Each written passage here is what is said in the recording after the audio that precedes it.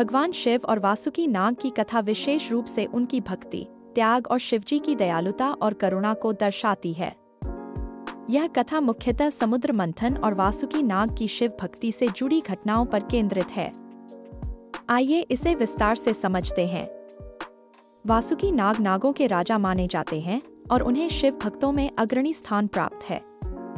वह अपने नागवंश के संरक्षक हैं और अत्यंत बुद्धिमान, साहसी और धर्म के प्रति समर्पित हैं। वासुकी नाग को शेषनाग के छोटे भाई के रूप में भी जाना जाता है। समुद्र मंथन की कथा। समुद्र मंथन सृष्टि का एक महत्वपूर्ण प्रसंग है जो देवताओं और असुरों के बीच अमृत प्राप्त करने के लिए किया गया था।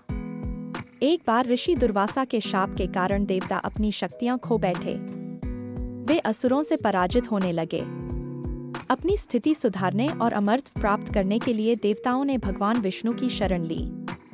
विष्णु जी ने उन्हें समुद्र मंथन की विधि बताई, जिसमें अमृत प्राप्त हो सकता था। वासुकी नाग की भूमिका। देवताओं और असुरों को मंथन के लिए एक रस्सी की आवश्यकता थी।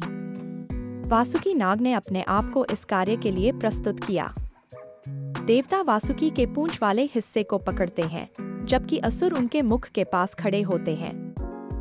मंथन शुरू होता है और वासुकी नाग का शरीर बार बार खिंचता और मरोड़ा जाता है।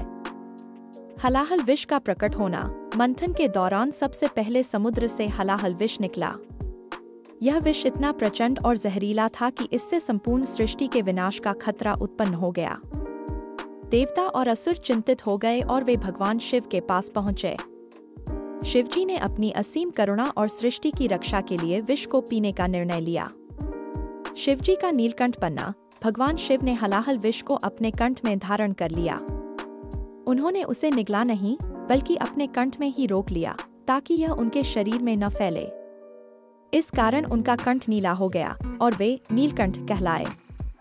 वासुकी नाग का भगवान शिव से संबंध। वासुकी नाग भगवान शिव के परम भक्त माने जाते हैं। समुद्र मंथन के दौरान उनके त्याग और सहनशीलता ने भगवान शिव को अत्यंत प्रसन्न किया। भगवान शिव ने वासुकी को आशीर्वाद दिया और उन्हें अपनी सेवा का स्थायी स्थान प्रदान किया। तभी से वासुकी नाग भगवान शिव के गले में निवास करते हैं और अपने शीतल देह से हलाहल के दहनों को शांत रखते हैं। कथा का संदेश। नाग के त्याग और उनकी भक्ति से यह संदेश मिलता है कि भगवान की सेवा के लिए निस्वार्थ समर्पण सबसे महत्वपूर्ण है। शिव का हलाहल पीना यह सिखाता है कि सच्चे नेता सृष्टि और अपने भक्तों के लिए कष्ट सहन करने को तैयार रहते हैं। मंथन के दौरान वासुकी नाग ने जो कष्ट सहा, वह यह दर्शाता है कि कष्ट सहने और धैर्य बनाए रखने से ही बड़ा फल मिलता है। वासुकी नाग और भगवान शिव की कथा सृष्टि, भक्ति और त्याग का अनूठा उदाहरण है।